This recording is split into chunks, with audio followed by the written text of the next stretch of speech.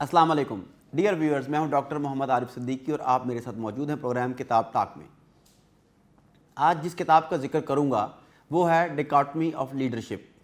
Leaf bobbin और जोकोव link ने रमादी की लड़ाई के दौरान अमरीकी बहरिया के सील ऑफिसर्स की हैसियत से एक खास खिदमत सर अंजाम दी।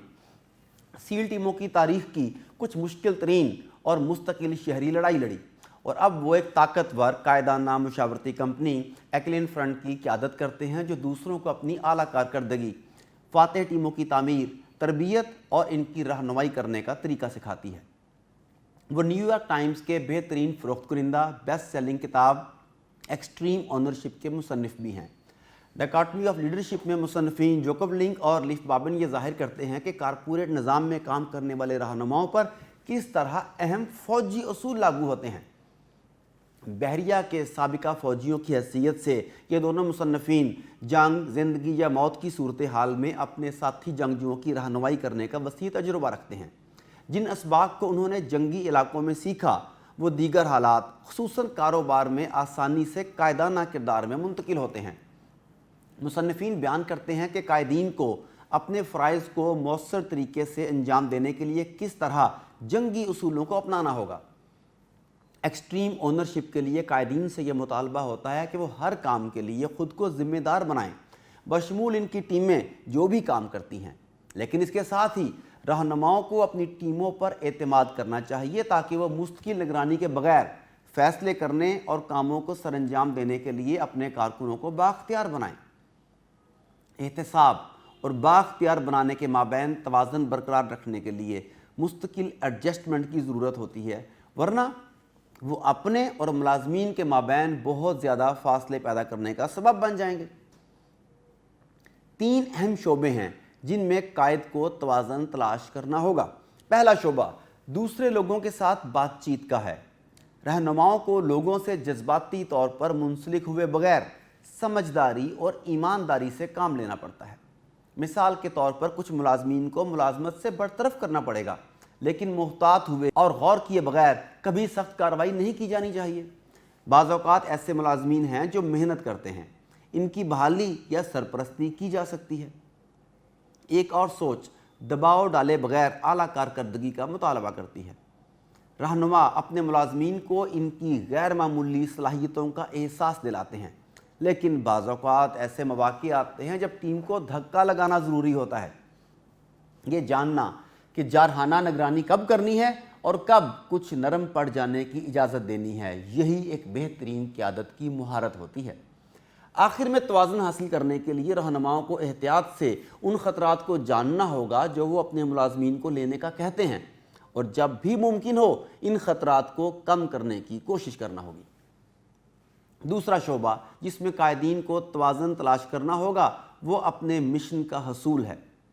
कायदीन को ख़तरे का सही अंदाज़ा लगाने और इसे कम करने के साथ साथ मौक़े से तेज़ी से फ़ायदा उठाने पर ज़ोर देना चाहिए। मुलाजमीन की तरबियत करते वक्त भी उन्हें फ़हम का इस्तेमाल करना चाहिए। अच्छे मैनेजर्स ने जान लिया है कि लोग सिर्फ तब सीखते हैं जब उन्हें अपने कंफर्ट जोन से निकाल दिया जाता है, लेकिन ये कि सख्ती से दबाव डालना किसी की रूह को कुचल सकता है और पेशा वाराना तरक्की को रोक सकता है।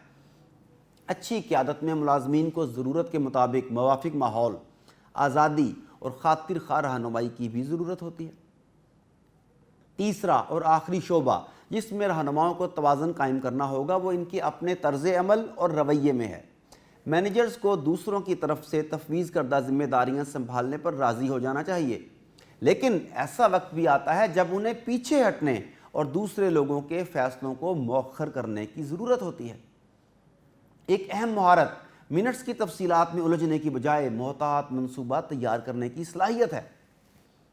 कायदीन को आजिज़ी का इजहार करना चाहिए और इस इम्कान को नज़रअंदाज नहीं करना चाहिए कि वो भी गलत हो सकते हैं।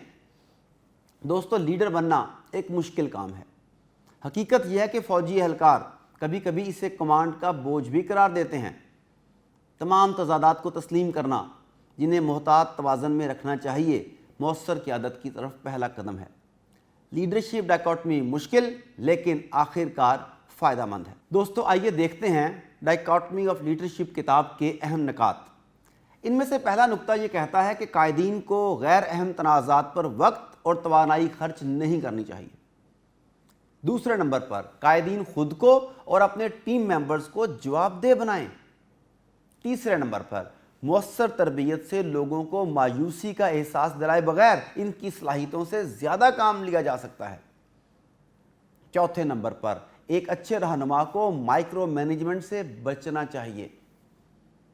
نمبر 5، ملازمین کو اپنے فیصلے خود کرنے کا اختیار دینا چاہیے۔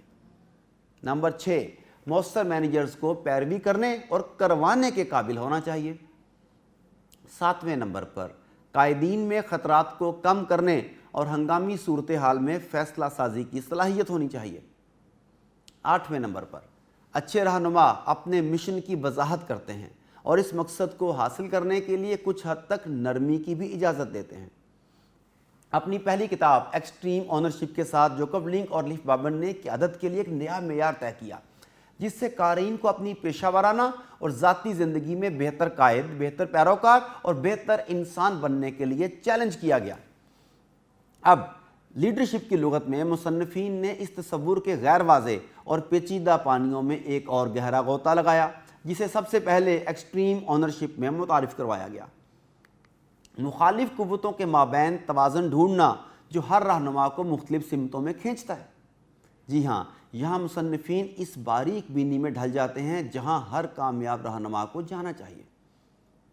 لیڈرشپ آف ڈائیکاٹمی پر عبور حاصل کرنے کے لیے یہ سمجھنے کی ضرورت ہے کہ قیادت کب کرنی ہے اور پیروی کب کرنی ہے، کب جارحانہ انداز میں پینترا بازی کی جائے اور کب رکا جائے اور چیزوں کو ترقی دی جائے، ٹیم کو کب علیحدہ کیا جائے اور چلنے دیا جائے، اور کب تفصیلات اور مائکرو مینجمنٹ میں ڈبکی لگائی جائے۔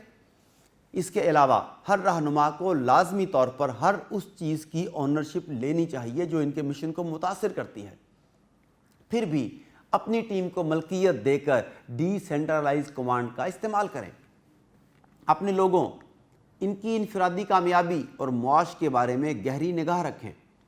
مجموعی طور پر ٹیم کی بھلائی تلاش کریں اور سب سے بڑھ کر اسٹریٹجک مشن کو پورا کریں۔ بطور قائد انتہائی اہم خوبی یعنی عاجزی کا مظاہرہ کریں، بلکہ آپ کسی بھی ایشو پر بات کرنے کے لیے تیار ہونے چاہیے۔ ٹیم اور مشن کو ٹھیس پہنچانے والے قابل اعتراض فیصلوں سے پیچھے ہٹ جانے کو تیار رہیں۔